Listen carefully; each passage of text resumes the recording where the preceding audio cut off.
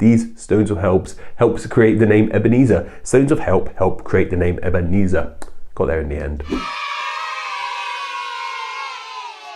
Hello my exciting Keiths, welcome to Christmas week here on Name Explain. Every video this week is going to be Christmas themed. That's my last week of videos for the year, and we're beginning with a Christmas fun with first names. And this week we're looking into the meaning, origin and extra fun facts behind the first name of Ebenezer. Get it? Because Ebenezer Scrooge is Christmassy. Told you it was Christmassy. Let's get into it. But before we get into that, I just need to highlight my Instagram page. I mentioned last time we're trying to hit 2,000 followers over on Instagram. We've got just over 1,600 at the moment. Let's carry on, guys. If you enjoy sort of seeing me and what I get up to in my silly life, if you're interested to see what I get up to in my silly little life anyway, that's the place for it. I don't really talk about names on there all too much, but if you want to know more about myself and just go support the channel in a really cool free way, Instagram is the place for it. Name Explain YT, there'll be a link down below. Go check it out if you want to, or don't, it's up to you. But anyway, on with today's name of Ebenezer, and this is a name deeply linked with one person in particular, that of course being the fictional character of Ebenezer Scrooge from Charles Dickens' book A Christmas Carol. Ebenezer is such a strange, unique sounding name, so deeply linked with this book, that you may think that Charles Dickens invented this name himself for the character, but this actually wasn't the case. Ebenezer is an actual real first name. Although obviously it's not that popular anymore. I don't see many Ebenezers walking around. At least I don't anyway, you might. This means that we need to ask ourselves, where did this name come from? And why did Charles Dickens choose to use this really weird, obscure name out of any name possible for the main character of perhaps his most famous book? Well, one of his most famous books anyway. He's got quite a few famous books. He kept busy. Let's just say he kept busy. Ebenezer, like many names we cover here on Fun with First Names, is ultimately a name of Hebrew origins, and before being a first name, it seems to actually have been a place name. It's thought to be a combination of the Hebrew word of Eben, meaning stone, and Ezer, meaning helper. This means that the name Ebenezer is thought to mean things like helper stone, but most sources point to it meaning stone of help. This all seems to ultimately derive from one stone of help that was erected by Samuel in the Old Testament of the Bible. This stone of help was raised by Samuel to commemorate a battle between the Israelites and the Philistines. And like many other place names, it became a name for humans. Perhaps it was a surname to begin with, like we've seen with other location names like Washington and Lincoln. Maybe Ebenezer was originally a surname that then became a first name. We're not too sure, it seems. But whatever the case, this stone of help, these stones of helps create the name Ebenezer. Stones of help create the name Ebenezer. Got there in the end. But how exactly did it become the name of an old man known for hating Christmas so much? Well, first off, we need to talk about Charles Dickens himself. He was a very interesting character, very, very unique writer. No one else quite like him, a voice of a generation, a voice of Victorian England, some might even say.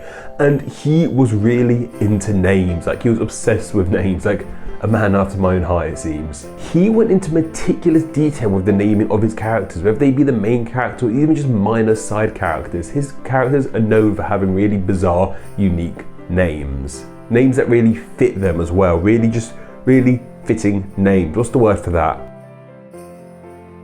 It's, I've done a video on it. Antonym? Aptronym, an aptronym.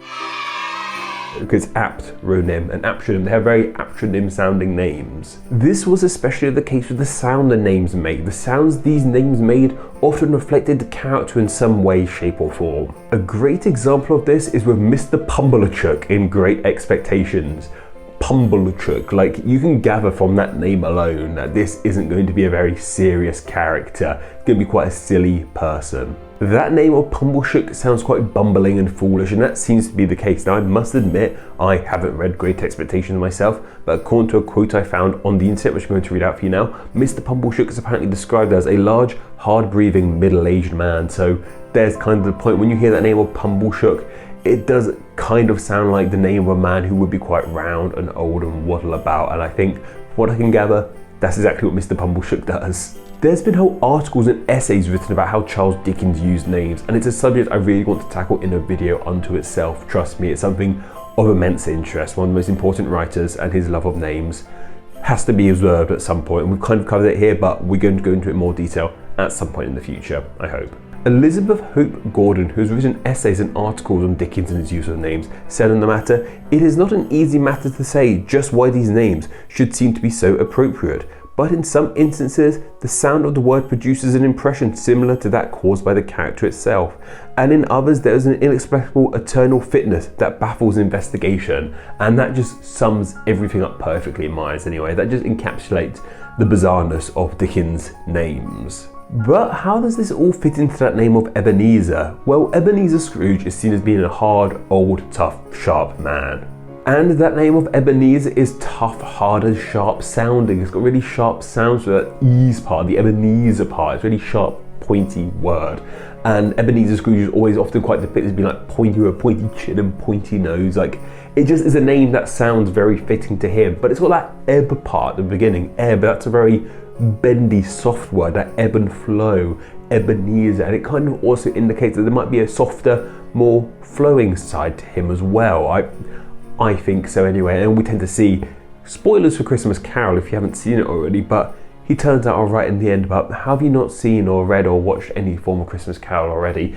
If you haven't, go watch Scrooge, the Bill Murray version. That's my favourite version of the Christmas Carol story. That's what you need to go watch. Muppets is good as well, I suppose. However, it might also be beneficial to look into the meaning of this name as well. It means stone of help, and I think this is quite fitting to Ebenezer Scrooge as well, because stones are associated with being hard, tough things, and Ebenezer Scrooge is a hard, tough old thing as well, but he needs help.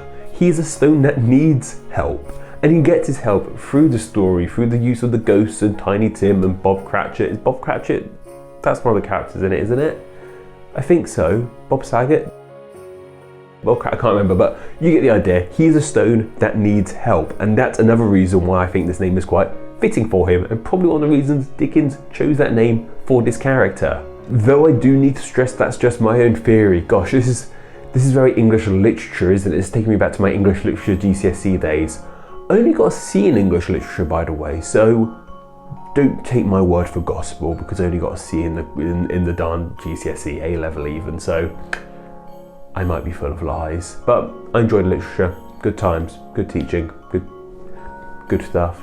Study English. Though whatever the case may be, this name of Ebenezer really does perfectly encapsulate this character, whether that be due to the way it sounds or due to the meaning of the name. We should into where Scrooge comes from as well, but that's a last name, and we don't cover last names here. I'm sure you won't be too shocked to hear that Ebenezer is not a popular name today. It is not in the top 1,000 in the UK or the USA, it seems, but maybe we could bring it back. Let's bring back Ebenezer, like Ebby, little Neezer.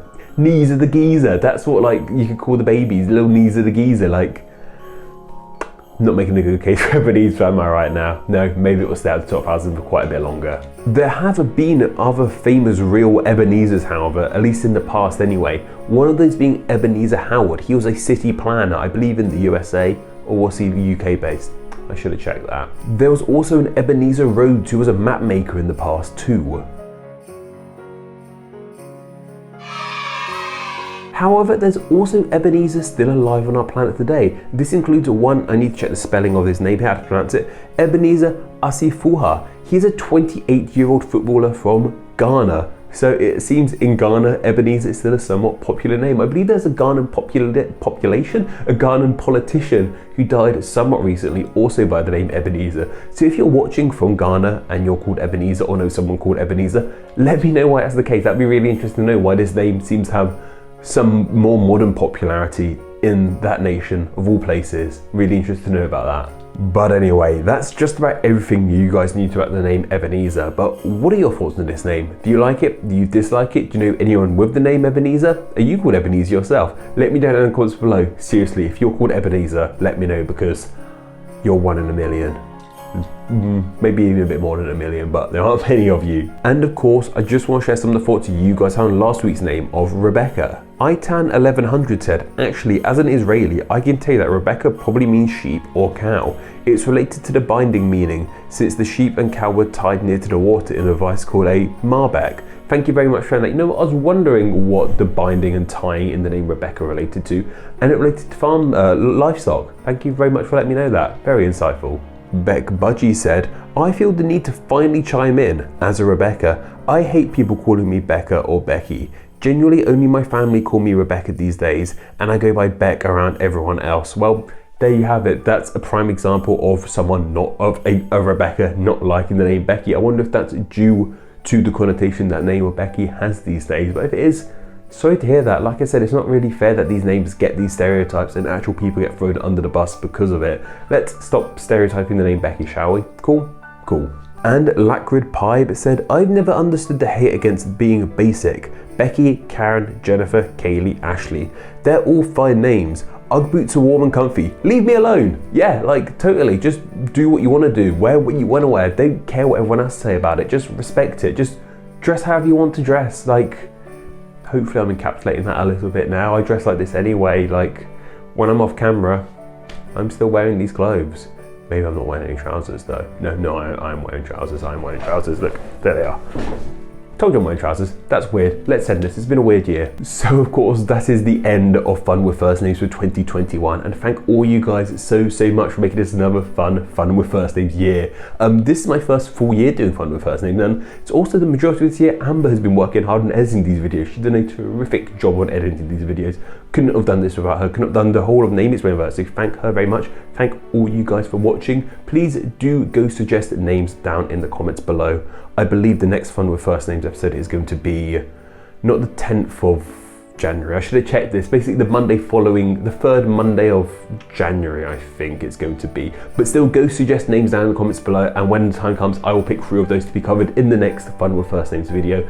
You guys will know the drill by now. That's everything. Don't forget to go follow me on Instagram, and I hope you have a wonderful, wonderful Christmas. Just kind of wrapping things up a bit differently here because I'm tired and I just want to stop talking about names. I want to have my little name break. So yep, follow me on Instagram. Yeah, my mind's going blank now. Follow me on Instagram, Name Explain YT, friend of the Name Explain Facebook group, Patrick Howe. I still got 2 more videos to make this week, so I'm going to get working on those. Okay guys, take care.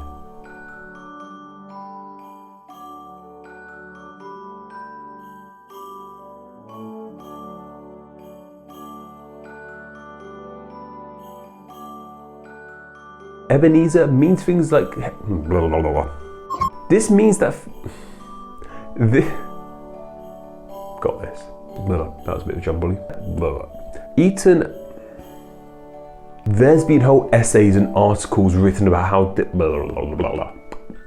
Articles written about how, I was going to say Dumbledore produces. This is going awfully. The sound of the word produces. This is a really weirdly written quote. Eches?